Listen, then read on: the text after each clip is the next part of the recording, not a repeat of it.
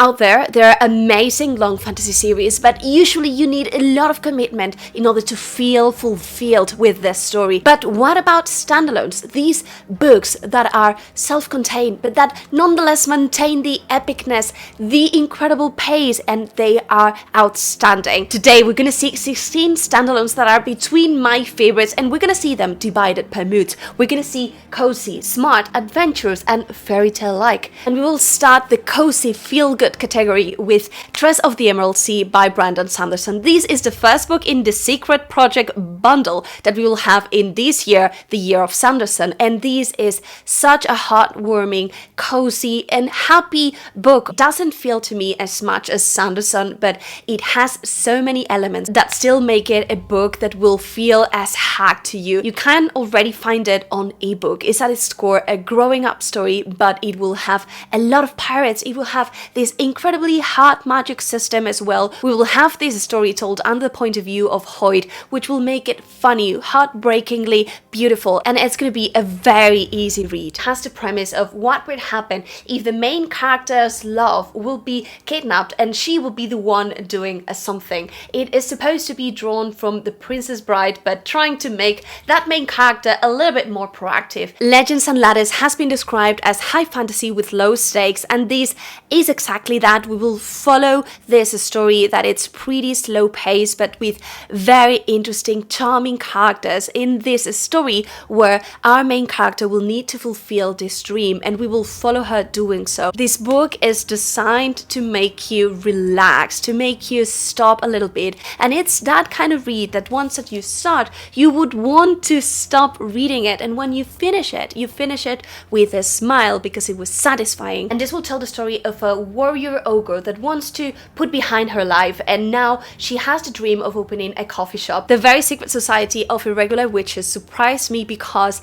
it seemed as House in the Cerulean Sea plus witches. We will have these kids that are misfits, but we'll also have this grown-up that will come and take care of these children in one way or another, and in this case it will be our girl training these little witches to become more powerful and be controlled. Not much going on in terms of pacing, but at the same time what you read, it's so thoroughly enjoyable that you always want to know more. And last but not least in this category, we have The Undertaking of Hart and Mercy. Although it is very plot driven, the stakes feel high. At the same time, the relationship and how charismatic our main characters were made it for a very cozy, sweetling read. There are two points of view in this book, and there's this enemies to lovers. There's also this pen pals relationship with such a refreshing read. It is surprisingly short, and we will follow here Mercy, who works in a funerary, and that's kind of like her dream job, and the other side we will have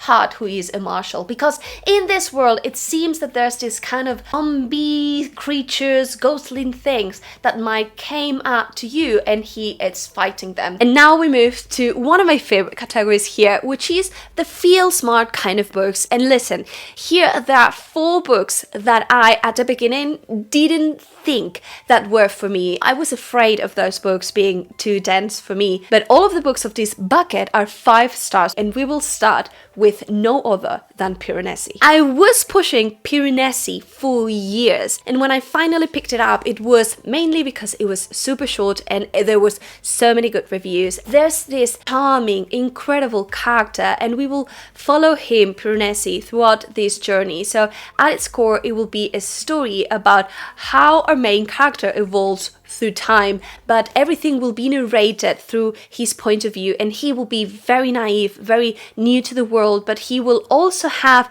a scientific approach to his life, to the mystery that unravels everything. And although I acknowledge this does not sound maybe for everyone as something that can be incredibly addictive, it was. The story that Susanna Clark unfolds, it's truly a masterpiece. The mystery that it's at its core, it's so well crafted.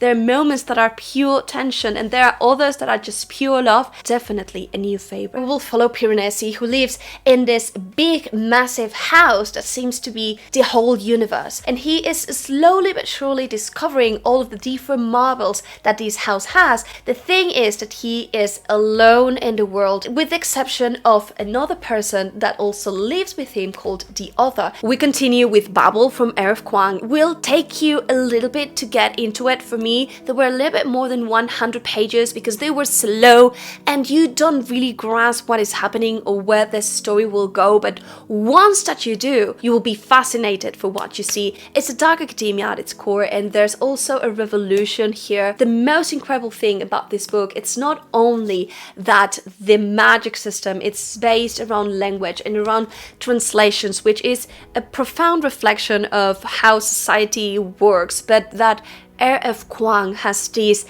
gift dealing with very intense emotions and usually leaning towards the anger vibe, which it's heartbreaking and it's mind-blowing, and for me it gave me a big reading slump and it was out of this world. It was so very good. And if you were a nerd for Greek mythology or myths, you cannot miss Circe by Madeline Miller. This is a book that will feel slow, but it's actually very plot driven. We will follow Circe throughout her whole life, but Miller just is a top notch in her craft, and she has created here another book that is heartbreakingly beautiful. It has a prose that is to die for, and Circe, it's the daughter of a powerful god, but she does not have a lot of power herself, it seems, but soon we will discover that she might be the first witch that we will know in society. And to conclude this packet, we have the only book that I've reread multiple times in my whole life. That is a sign of how much I love this book, and that is The Martian. Light-hearted book. It is also pretty adventurous. The pace, I reckon, is slow and it's pretty character driven. It's the book that I go for whenever I need to face a challenge and I need a refreshing point of view to remind me that things can go bad, but that I can put some humor in everything. Now, don't be fooled by all of these light-hearted things, because our main character will really suffer,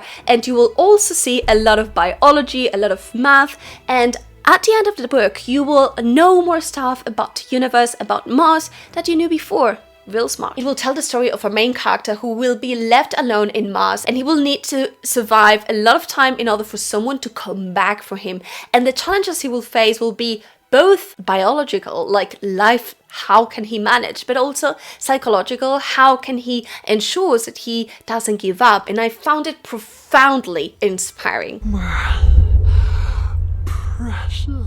Adventurous books that are usually very plot driven, that have a mystery at its core, or that have a quest, that kind of books that you cannot stop reading. Starting with Neverwhere by Neil Gaiman. This is a book fairly similar to me to Stardust, but just way more darker. In here there's a portal fantasy, and in essence it's a love letter to London. We will have not so likable characters, but there's this amazing quest that our characters will need to face. The villains are ever so creepy, but they are fascinating from a psychological perspective maybe. The things that you will see are mind-blowing. You will see an angel, also rat people. Overall, there's this sense of being really transported to other world, and the adventures are so different. Reading a Neil Gaiman book is really opening your mind to new stuff. Now, Neverwhere follows the story of our main character, who is, a regular man. He goes with his life, and he has this fiancée. And one day, when they're going out to have some dinner, they find this girl lying out on the street. He decides to help. What happens next will be really weird, because people will stop seeing our main character. Sorcery of Thorns, it's an incredible book because of the vibes. It's gothic, but it has this dynamic between the different characters that are just to die for. There's a lot of banter. There's, yes, a little bit of a growing up chosen one story, but the arc of the characters will be really funny to see. The amazing thing of this book, it's beyond the vibes that in order for these sorcerers to become powerful, they need to bond with demons, and these demons are the ones lending them their powers, and this is seen as something very powerful, very dangerous, bad stuff. It's quite cool. It's also the perfect book for book lovers because the main character just lives and works in this library where she needs to take care of the books that can become evil. And in essence, in our main character's peaceful training life, one night something terrible happens and she will be on the flee, and in that path she will be taken care of by this sorcerer called Nathaniel. The kind of story though that you will want a little bit of a break because there's so many things going on. Going to a more classical adventurous book, we will have The Ultimate Quest with a Spiderlight by Adrian Tchaikovsky. This, it's very similar to Kings of the Wild, and at its core it's kind of like a Lord of the Rings kind of vibe, because we will see different characters going through this journey to defeat this great evil. We will see different character archetypes from the priest to the rogue to the warrior, but there's also a very deep and reflective point here, because one of these characters will be a spider turned into almost a human. In how he perceives what is good and what is bad, it was really refreshing, but at the same time really like, okay, this needs a reflection. This is incredibly short, it's action-packed, it's emotional, and I thoroughly loved it. And going to another book that it's non-stop action, we have The Legend of Blackjack. Will remind you to Jumanji, also Narnia, and it has so many good elements that will give you a lot of nostalgia. Also portal fantasy, and we will have this child just dropped into this world, and as a result he will need to move forward. Creatures that you won't expect, there's this magic, there's this evil creatures, very tropey at times, but they're just blended in a way that was very good. So be ready to get out of any reading slump. And also full of 5 stars, we have the last category, fairytale like books. And these ones are those reads that feel as magic. They're not necessarily all of them whimsical, but the feeling that you will get is that you are really transported to a place of magic where things, you know, are different and you feel as truly being elsewhere. Starting with The Ocean at the End of the Lane by Neil Gaiman. This is a book that will probably be different to each of us. Reminded me a little bit to Coraline. It has the perspective of a small child, and we will see how he is dealing with very hard situations. It's a profound book in the sense you will see how he is coping with things that we as adults will see differently, and the line between what's real and what's imagination, what's magic, it's so thin. Also, if you want to get into the audiobook, you can give this a try, because Neil Gaiman also narrates his books, and you will see how frustratingly good he is also at that. Now, the story begins pretty dark, and we will see an adult going to his childhood house, and when he is there, he starts to remember a lot of things that he just erased when he was a child. And one of those is that his neighbor believed that there was an ocean by her house. We will start reminiscing these different events that happened and how our character will be revolving around this ocean and the magic that it has. Maybe my favorite book after Stardust, we have The Graveyard book, also by Neil Gaiman, and in here we will have granted a darker story, but you will be transported. It starts with a murder, and we will have this very intense first chapter, but after that we will follow as well a child, and he will live in this graveyard, and there are ghosts and there are incredible creatures around. It has fantastic illustrations. Under the Whispering Door by TJ Klune keeps the death element a little bit, but it just takes it to another level, and this is a book that feels like magic because of how it's reading and the surroundings. We will have a lot of topics around death, around grief. Characters are very different. They're also so very charming. There's this slow burn, but there's also this ambience of the spirits being in this house in the outskirts of a town, and you know, there's this garden where there are dragonflies all over, and this just feels whimsical. It will start with our main character dying, and we end up this list with a Regency standalone, which is Half a Soul. This, it's fantastic because it merges the Regency setting with fairies, but fairies in this case are not good creatures.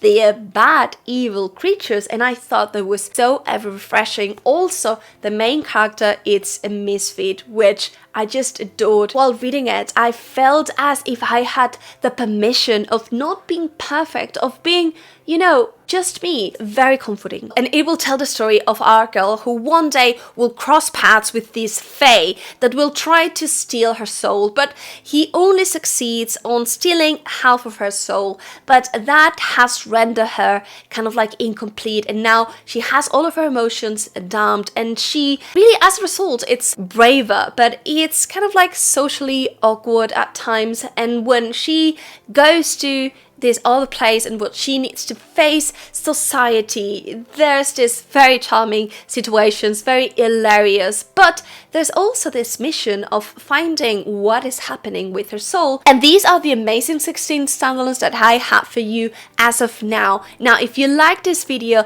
let me know down below, share it with your friends so more standalones can be read, and tell me, what is your favorite category? And also, within each category, is there a book that will be like, yes, like let's make a poll, let me know what is your favorite. And if you want to keep seeing standalones divided per moods, I will link you here another 16 great standalones that you can read and binge.